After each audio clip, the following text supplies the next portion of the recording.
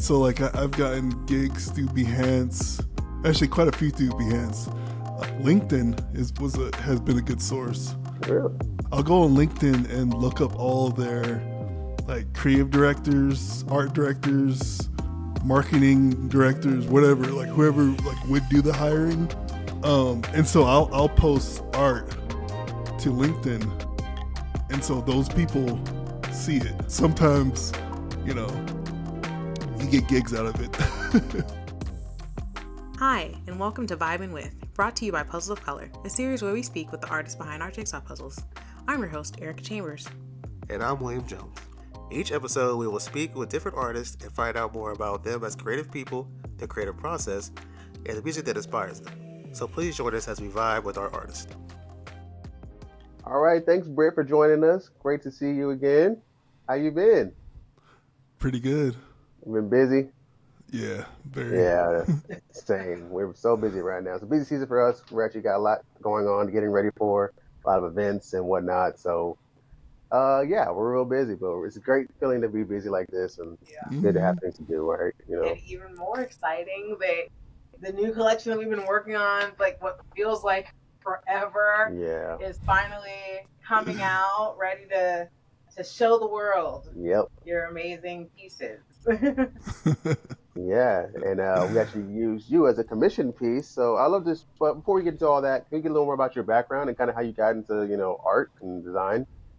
Yeah, I don't really have the traditional background for sure in art and design. It's not what I went to school for. I was school for nursing, then that didn't work. So I switched to psychology, finished with psychology, and then I was like, and that didn't really like it, and worked in like retail and then management and recruiting, and it wasn't very fulfilling. And I kept on the side, I kept kind of like still doing art and like creating like small little pieces and that no one would ever saw really. So then I started like I was like, maybe I should actually try to do graphic design and illustration. And so I went to YouTube University. Yeah. Wow, wonderful college. Yeah. Had a full scholarship. So I pretty much just, taught myself, honestly, if I would have did it again, I wish I would have went to school for it, but I'm pretty good at learning on my own. So it worked out. And so I've been doing that since, it's been a while, maybe like 2012-ish. I've been doing graphic design, and it turned more into illustration in like 2018. And I've been doing that ever since. And, now I'm actually getting even more into like fine art too, as well, like painting. So I'm just trying to add that to the graphic design and illustration that I already do. So nice. Maybe I can end up in some galleries. That'd be cool. I don't know if I'm at that level yet, though. Yeah. Awesome. Amazing. Especially, it's very different, like paint versus digital. Yes. Totally different. That's awesome that you actually, usually, I see it more so the other way around, like where people would try to paint and then digital, but like to go for the harder thing is interesting. It's really cool. It's weird when you're working on a canvas and you try to like enlarge things or because you're used to working on an iPad. That's funny. No, yeah, I definitely know the difference. Like even with painting to drawing, it's a big difference. I remember when I started to paint on my walls, like to do like an actual like mural, I guess you would say. It was really annoying. I was like, oh, paintbrushes don't act like a needle on a pen or a pencil. So it's definitely it's a challenging journey. I applaud people who can do it because I was never that good at painting. And it's crazy how like the comparison between like a cheap paintbrush and a quality one, how it makes a huge difference. Oh yeah. Great point. Definitely that. Yeah. I mostly work in cheap paintbrushes because I work Same. I'm like letting my daughter get into art, but I'm like, man, when you use even like something as simple as like painting your walls, like my mom, like she started like buying good rollers and good paintbrushes, because she's like, when you actually have good materials, you don't have to tape your whole house up when you're painting, because like it's just, so all in the get what you pay for, I guess. Yes. I'm learning that now. Yeah. You said you had a background in psychology. I was gonna major psychology as well originally, but I took an AP class in like college to see if I liked it, and I didn't. So I'm like, yeah, this is hard. It's like kind of cool. I get the like reason for it, but I don't want to do it. So that's why I ended up doing like art instead and graphic design. So yeah, how did you find your like psychology journey? Did you do any like schooling with that? Like homeschooling with that at all? No, you know what? That's the thing. When I got out, I was like, really, when you get like a degree in it, like a bachelor's degree, you really need to go to like grad school and keep going further and further with it to do anything with it. Really. Yeah. I liked the classes. I thought it was really interesting. And then afterwards, I worked for like a couple years at a like behavioral health facility with like teenagers and kids, and that was so demanding. Like, it was like after every shift, I had to like decompress after just from all the stuff I saw, and I'm a pretty big guy. Like I'm 6'6", and yeah, it's hard to tell on the camera. But 6'6" dude, like ex basketball player. So it's like I was bigger dude, and so the hospital really used me for when anything went down. They were calling me over the intercom to come to the rescue. So I would always have to drop everything I'm doing to because someone was flipping out and they needed the big dude. be the muscle. Yeah, be the muscle. I guess because I was like trained to like restrain the right way and stuff. Like I was a mental health technician, so I was like, gotcha. Yeah. So it was a little demanding, but I worked with cool people though. Yeah. My aunt actually we did a mental health panel with her, not panel, but like it's just a conversation with her, and that's what she did too. She used to work in like a facility for like kids that they would get like kind of prescribed to go to this facility, or like even if they had like legal troubles, they would actually get sent to this facility from all over the country. It was in Denver, but they got sent from all over the country. And she definitely, I lived with her for a summer, and like it definitely was rough. Like she'd come home and like have her full on routine to like decompress from the stress that you had to deal with. You have to. Yeah. You don't want to bring that into your house. Like you have to do something to just decompress. Yeah, definitely. So yeah, like nursing and psychology. What was wrong with nursing? What did you? Oh, I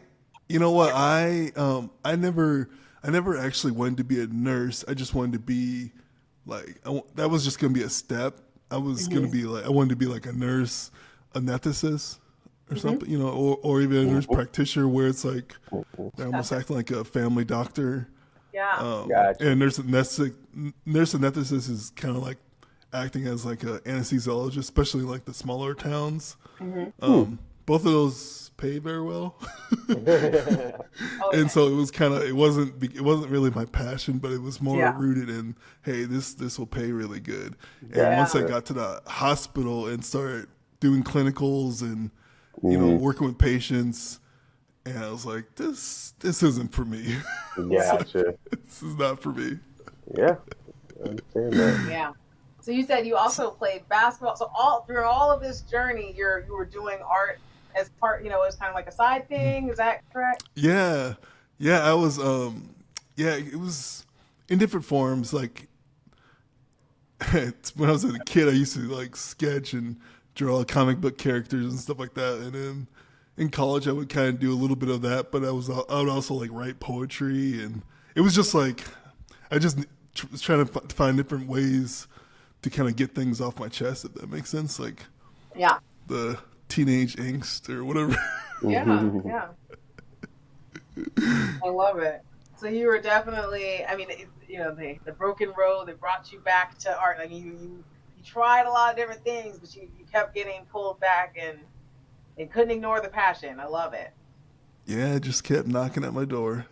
Yeah. So how long have you been like doing like the art, graphic design, all of that? Like, when did you take that turn? How long have you been doing it? It was like around 2008 is when I took the turn into like graphic design, and I was kind of focusing more on like, I mean, I did a little bit of illustration, but it was mainly like branding and logos and things like that. And then it was probably 2018 is when I just went completely toward like illustration, where I was like, wasn't even doing any branding anymore. It was just, I was just taking only illustration gigs. Okay. That's great. Yeah, I have the branding for us as well. So I'm always looking for good logos and looking at good branding and things like that. I love it.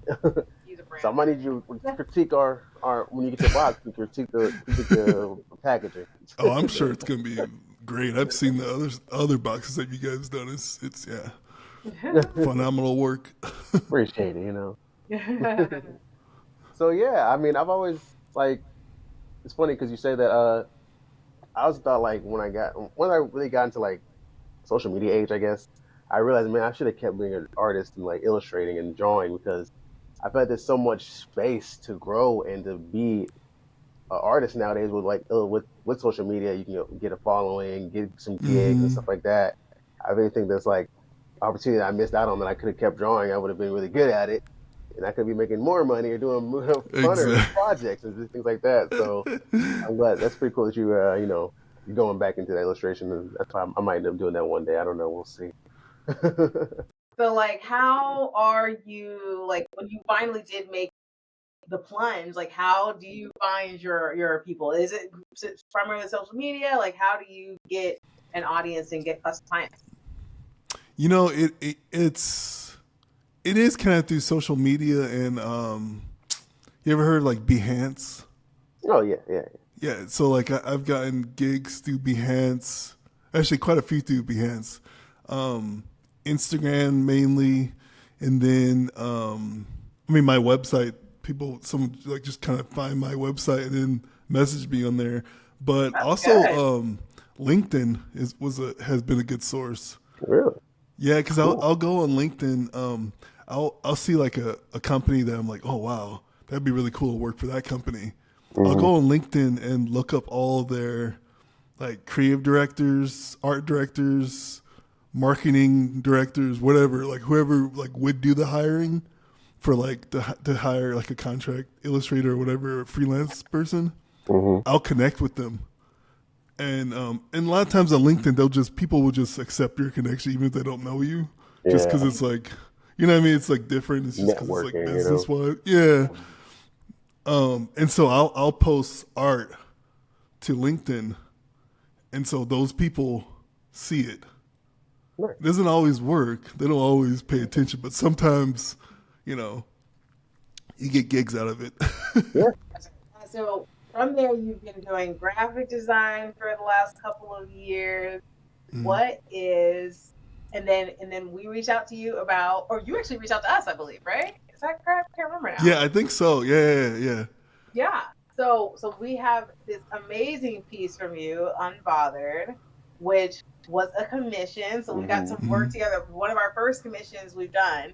Yeah. And so we got to work together and kind of like come up with this piece. Can you kind of tell us about like the process of like how, you take like kind of a prompt and create the new piece? And how annoying were we? Oh no, not at all.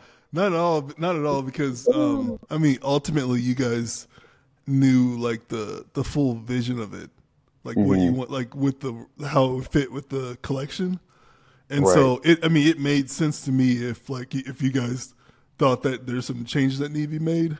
It made sense to me to do it because I didn't want to like be the oddball in the collection where it just didn't really fit. Right. So I trusted your guys' direction for that, and honestly, it's the piece is way better than where it was before, and I'm excited for it to come out in the puzzle. But to like start out, like I guess like when we first initially had the call and we were talked about the collection that you were going to put out, like I instantly kind of had a thought in my mind where it was like people kind of like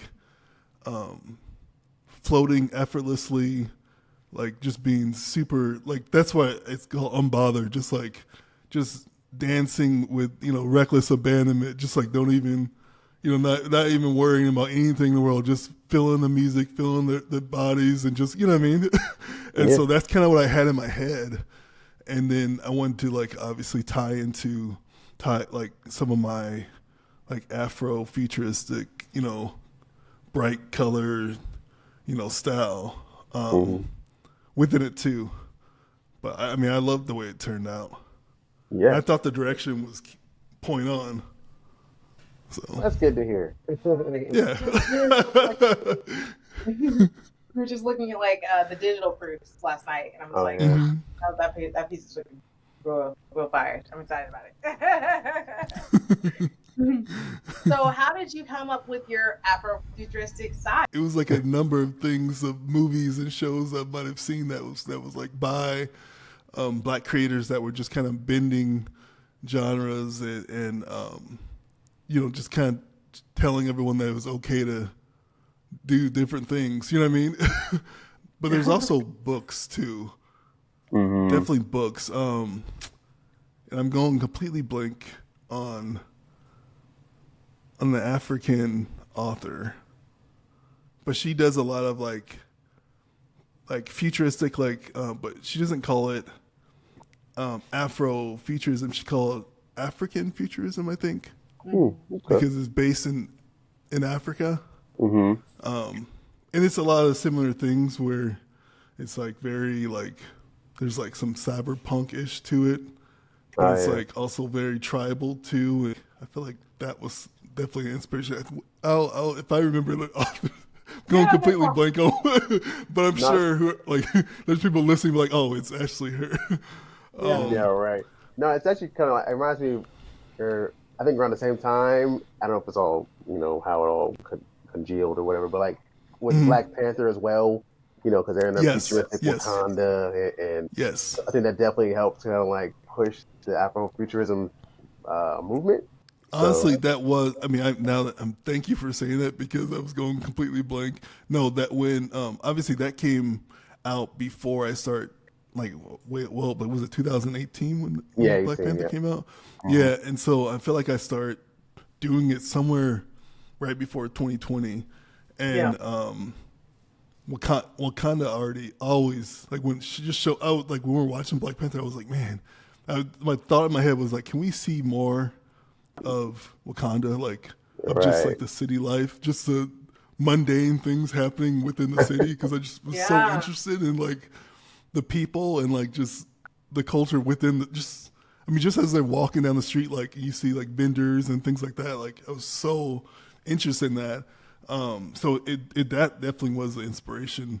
And then at the same time, I feel like my stuff's a little bit different from a lot of other Afrofuturism art or things, just because I feel like my colors are kind of bright and pastel-y, and maybe it looks a little bit too happy at times. I don't know, but I love the colors.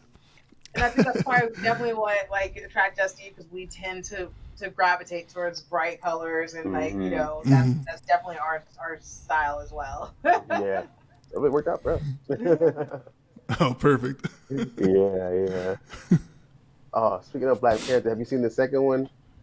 I have. Did you like it? What did you think about it? I loved it. I absolutely loved it. I know people. I mean, it was mixed reviews, but I loved it, and I can admit that I cried my eyes out to that whole thing. Like I saw it like no, not the whole thing, but it was like there were some definite points where like, because I felt like I was grieving for losing Chadwick with everyone in the movie, and it felt good to get that out. I didn't realize that, like, because that was like a hero to me. Like I loved all of his movies. Such a fan of his. Yeah. Obviously, didn't know him personally or anything like that, but it's just he was just someone that like you looked up to in the culture. Yeah, definitely. So I remember him it hit hard.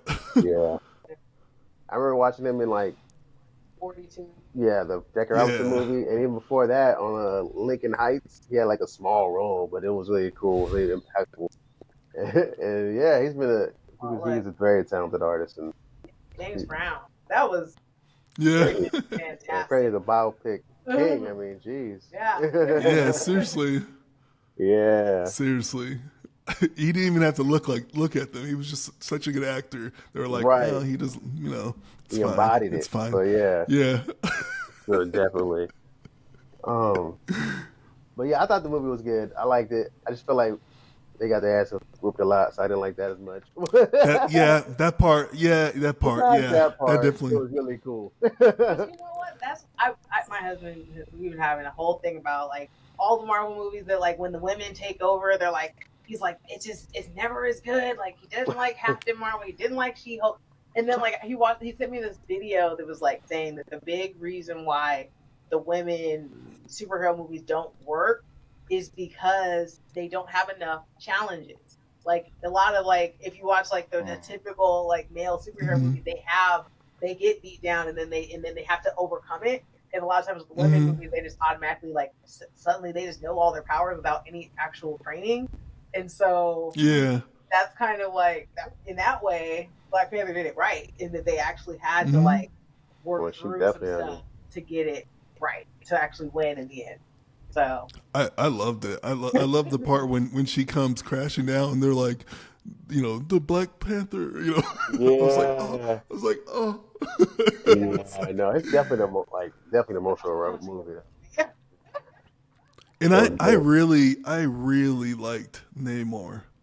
Yeah. Like I don't know. I like the way that actor portrayed it. Like it was just kind of, I don't know. He was I liked badass it. too. I was like, can he just have his like own movie? Like, right? Can it just be one? in the works, right? He probably. I mean, like how they're all coming together. Probably he'll be in the next one at least. That'd be cool. And I like. I mean, keep it on the subject, I guess. But because I remember I read an article talking about Namor was always going to be the villain in the new movie because they were and he was always going to have Black Panther was always going to have a son, but they were just going to have him like dealing with a different type of storyline where he was around and trying to like figure out how he can make the world better for his son, something like that, and kind of like that. But yeah, spoiler alert if you haven't seen the movie, by the way. But I mean, that was a really cool like twist at the end. I love that. Yeah. That was probably that was really, really cool, and it made sense too because like Nikki was gone, so yeah, I liked it. And they found like the cutest. They found the cutest kid to play his son. Right, true, that too. I definitely we watched it like when did we see him? We see him earlier in the movie. Yeah. I think I watched. I guess probably it's fresh in my brain because I watched it like 2-3 about last week or something. I ended up watching it again. Oh, really? So that's probably why we're talking about it as much. Oh man! Somebody just needs the outlet to talk about. We all talk about Black Panther right now. Yeah. So I see you do a lot of like work with other like companies and stuff like that. So like. Is there like a particular similar how you work with us? Like you just kind of gave you a prompt or things like that, or do you like send ideas to them? They reach out to you. It depends. Usually they'll have like some sort of like creative brief, or I guess just like or they'll just send me like pictures. Like, hey, we kind of like want something that looks kind of like that, but like. With these people or something like that. I know I did this one piece for a magazine. It was for Monmouth University Alumni Magazine, and they were doing an article about Afrofuturism, and they were like, we want you to have these people in it. They were like Andre 3000. Who else was it? It was like a character from like Lovecraft Country and Janelle Monáe. There was like 6 of them, and they were just like, yeah, just put them in an illustration. So it was like just like that. As long as I had them in illustration, and I made it made it real Afrofuturism look. It looks a lot different. The piece looks a lot different from the usual piece because it's not really bright colors, but like I had a lot of abstract shapes, like going all over the place and kind of tied them all together. Lakeith Stanfield was in there too.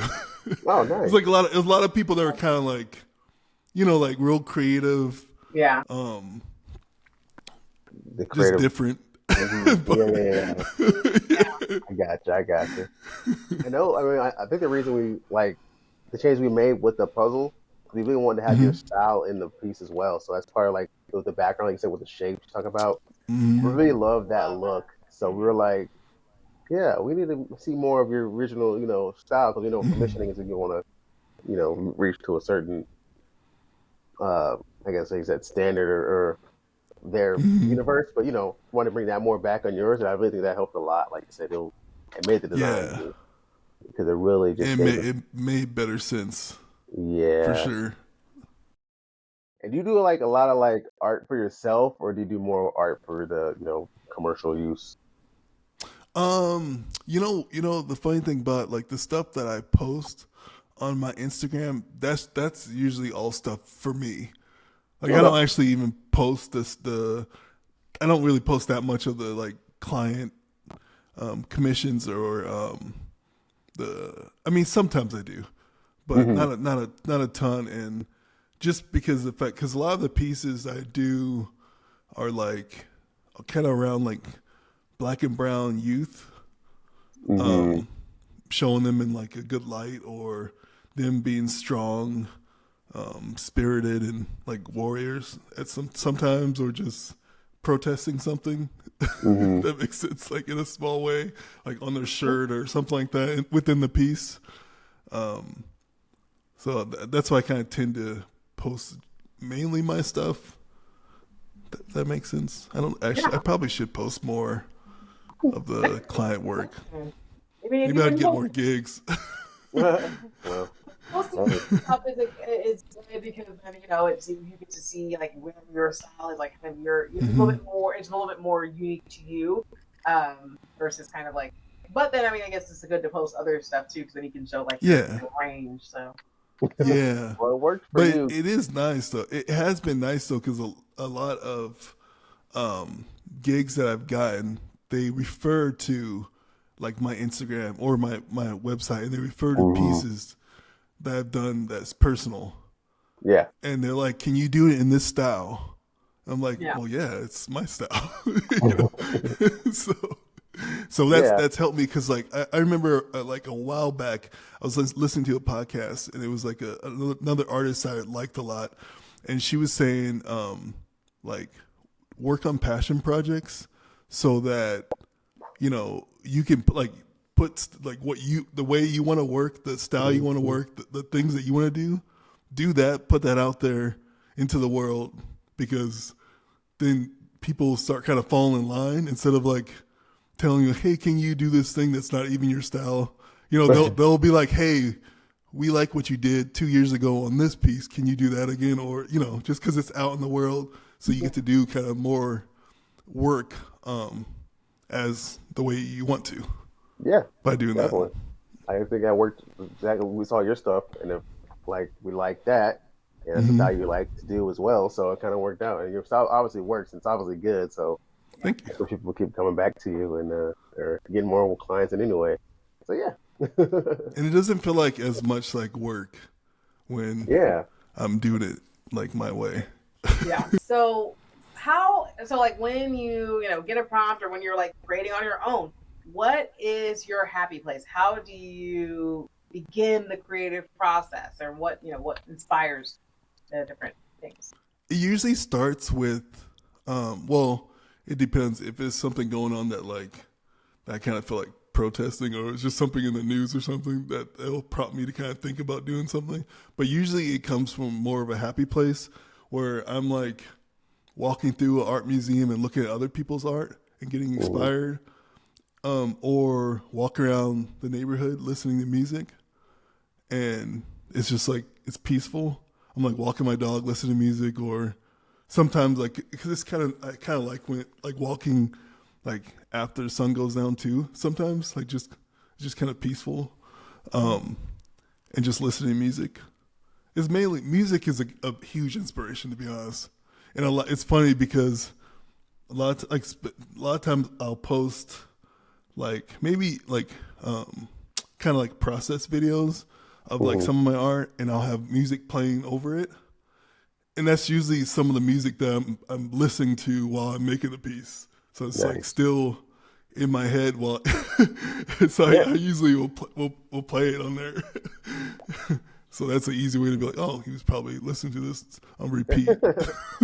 That's perfect. Well, that brings us to our next kind of question.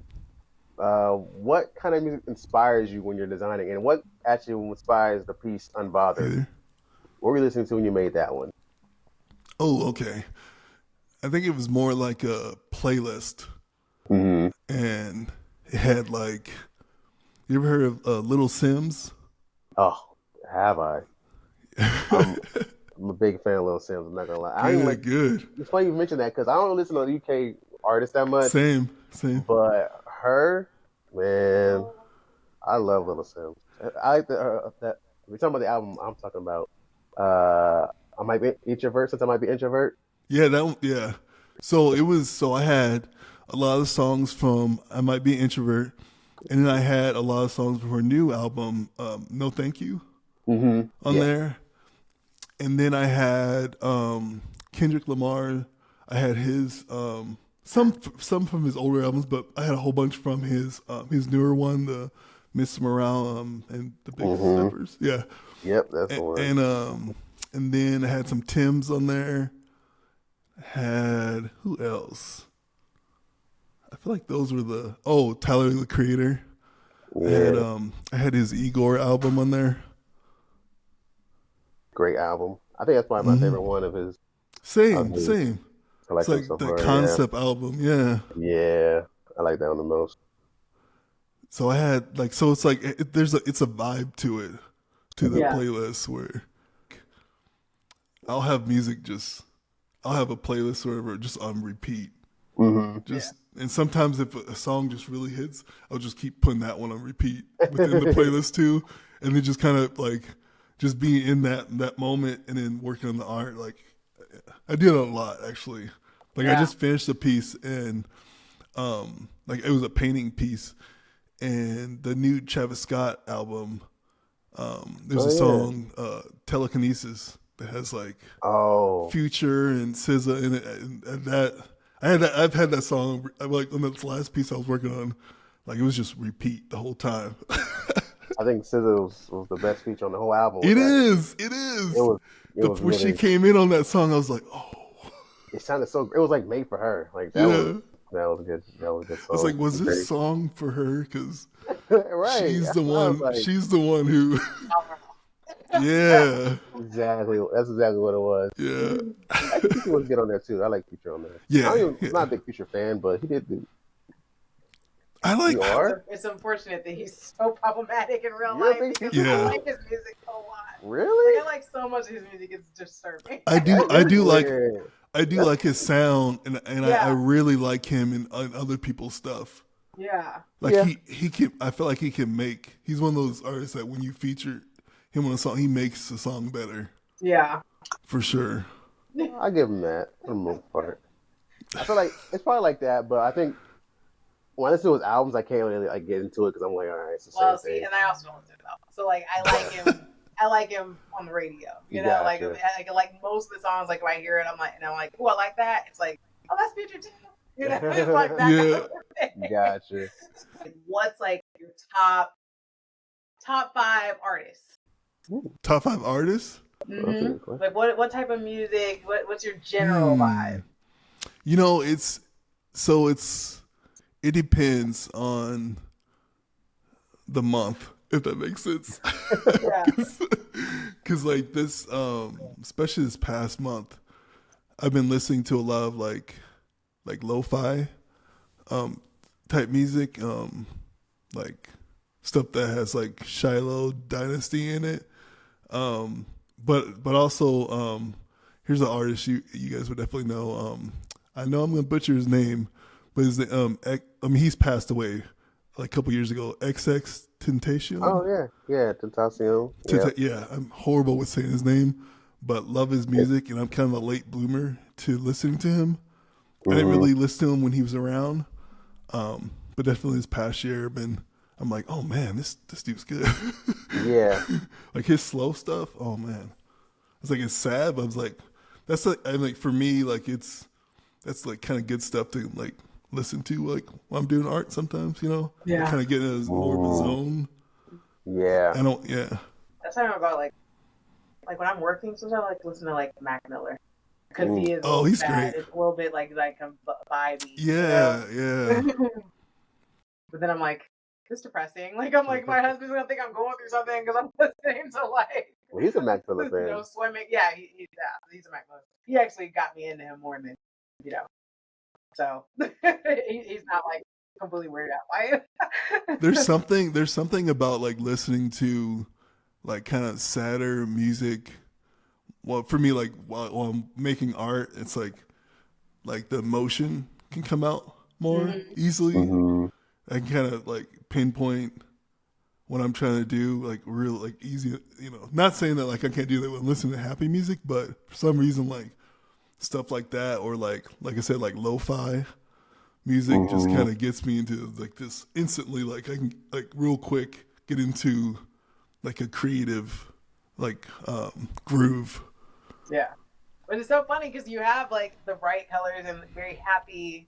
I mean, not it's funny, yeah. Yeah. The color palette is, yeah. Yeah, I try to choose a lot of colors that go, like I use like Pantone, like their website a lot to find colors that complement each other a lot. And hopefully that translates and looks good in the art. Right. It No, does, definitely. for sure.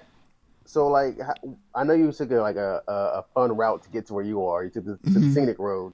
So, what do you have any like advice for other artists or people who want to be artists and just haven't like took the plunge or anything like that of that nature?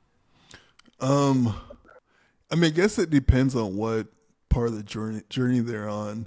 Like if it's like before going to school, or if they're after school. I mean, if they're before school, I would probably tell them to figure out the way they learn best.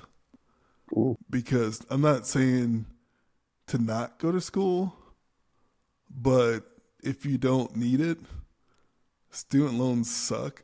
So, like, if you can, I mean, like, you don't have to go to that fancy art school, right? But at the same time, like, you totally should if you need to, and that's not a bad thing at all. If I had in the past had an opportunity to go to actual art school, like an art institute, I would have. Even though knowing that I can self-teach myself, I still would have wanted to have that experience, like in the art world, because it's like it was kind of like I kind of learned stuff, and I was like on the outside of it, kind of, and then had to like meet people within it and try to kind of navigate it, I guess, if that makes sense. I didn't have all the ins and outs like you would probably have going to art school. But other than that, I would also say once you do go to art school, to not have to do don't try to do everything the teachers tell you. Like try to be out of the kind of outside the box a little bit, because a lot of the teachers will try to, put you in a box and be like, "This is the only way to do it." And you're like, "No, actually, there's a lot of ways to get to that. It's kind of like following your passion, following your what you think you need to do. Like as far as like not listening to teachers or whatever, you want to like be able to like be creative still, have that freedom and have that trust in yourself and what you think looks good. And because if you think it looks good, someone else will think it looks good too. And exactly. There you'll get, galleries and all that stuff that you want, and just kind of like following your passion and making sure you don't just go with everything that the teachers teach you. Because you can't just do the norm, because if you do the norm, then you end up in the normal, like you can't be like the big, best, greatest by doing the same thing that everybody's doing. Mm-hmm. You have to have your own style and your own way of doing it. You did touch on a point that I thought was interesting though. Like, do you have a art network now that you've been doing it? Do you feel like how did you find that network? The funny thing, it's through obviously like working on different projects with different, art directors, and definitely from that, but also like going like the conferences, like the creative conferences, is a huge help. Like I go down to Creative South. It's in Georgia. It's in Columbus, Georgia. Yeah, Columbus, Georgia. And it's a pretty big. There's quite a few of them. There's different ones. There's one in Austin, and that's huge. Crop is down there. There's a lot of like, even if it's even like small get-togethers that happen, in some states, or like creative mornings or things like that, where it's just like where you can get in the room with other creatives and you can pick their brains, or just make friends with them and you network. And I feel like the main thing is just making friends with other people in the industry. And then, cause that networking piece is huge. Cause like, I know of other creatives that like, let's say like got laid off, but then got another job really quick because they knew someone. They were like, oh, hey, we have an opening. Yeah. So it's really important to kind of know other people in the industry. For sure. And at the same time, it's nice knowing, like, being friends with people that know the stuff that you go through on a daily basis. And 100%. You can kind of use them for support too. Yeah. Send memes back and forth and joke around with them.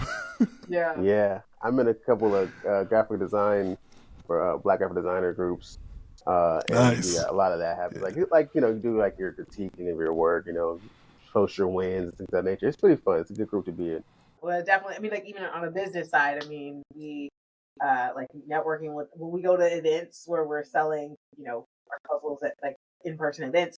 That's one thing that's really nice, to like talk to the people in the booth next to us and be like, hey, like, how are you dealing with this? Or like, it's been a slow month. How are you combating? Just to actually have those kind of like tactical conversations, and also just like, me with being a mom with a business, like, how do you balance, like, to have those kind of conversations and give each other advice? And it's always really helpful.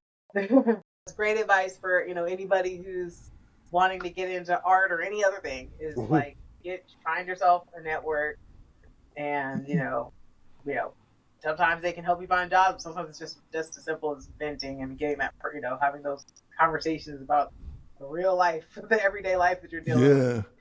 That's really helpful. Or even just like, if you're just reaching out to people on Instagram, I do that a lot too. I reached out to you guys, but when I see things I like, it resonates with me, I'll message them. No matter how many followers they have. Some people don't message back because they don't see my message, because maybe they have way too many followers.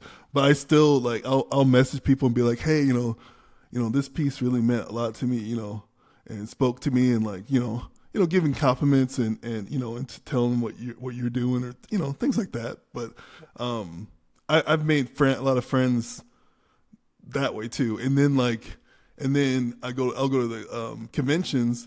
And then I'll actually meet them in person. Nice. But it's just like through Instagram, like messaging back and forth and things like that. That's something that's really easy to do. I wonder, do you know those art shows, Black Girl Art Show and Black Boy Art Show? Do they ever have other vendors besides like the painters? That's a good question. Because I would say that'd be a cool event. I think because like especially since like your puzzles have art and like have, you know what I mean? Yeah, we're definitely with you. We haven't reached out about it, but we definitely thought about it because we've been to one. They had one in Dallas, so we went to that one. It was really cool. It was fun. It was a Black girl art show, and I wanted to go to the Black boy art show, but we didn't go because I think we just conflict in schedule. But yeah, I definitely want to like tap into that, and it was cool. We had to meet artists that way too. So we're always looking for artists. So we like one of the artists from there. She has some really cool pieces. So yeah, I mean, it's definitely nothing else is great for networking. If we don't even sell puzzles, we just network. I need to go to one of those. Yeah. Do you sell any art? Do you sell any like actual prints, like at shows or anything like that? I sell. Well, I'm actually about to. I mean, I do online, but I'm about to out here in Lincoln, Nebraska. They do this thing called First Fridays, where it's like First Fridays, like the art galleries and some of the bars will like have an artist come in and put all their art up on the walls for the month, and then people can buy it throughout the month. I'm actually about to do that for the month of September. So I'm working on some pieces. So it's kind of going to be a mixture of like canvases and prints. Nice. That I'm gonna sell. So cool. Yeah, hopefully it'll go well. We'll see. How can people follow you? Where can the audience get to see more of your work? Well, on Instagram, my Instagram handle is Midnight Run Studio. And I'll tell you a small story. It's called Midnight Run because I was back in 2018. It was like around midnight. I was going to a grocery store for snacks. I wasn't actually running like jogging, but I was like running to go grab some snacks. And on that drive, I was listening to music, and I was like, you know what? I'm gonna quit my day job. I was like, I wanna open up a illustration studio and do it full time. So that's why I named it Midnight Run Studio. That's awesome. That's a good story. That's a good. I have a name too. Yeah, the name was already cool. The story behind it even cooler. Yeah. That's awesome. So that on Instagram, Midnight Run Studio on Instagram, and I'm pretty much that or Brit Sigh on Facebook. I don't use Facebook that much. Also on LinkedIn, Brit Sigh. So yeah. And then my website is just BritSigh.com. Thank you so much for taking the time to chat with us. Thank you. This was fun. Yeah. Yeah, we like to keep it casual, just talk, just a conversation more than anything. And to get a little more about you as well. And of course, the music that inspires you, because it's called Vibin With. So, nice. Yeah, man. Appreciate it. Thank you for joining us for an episode of Vibin With. Be sure to purchase a puzzle by this talented artist at puzzlesofcolor.com. You can also listen to a curated playlist of music to pair with this artist's puzzle on Spotify. Just search for Puzzles of Color.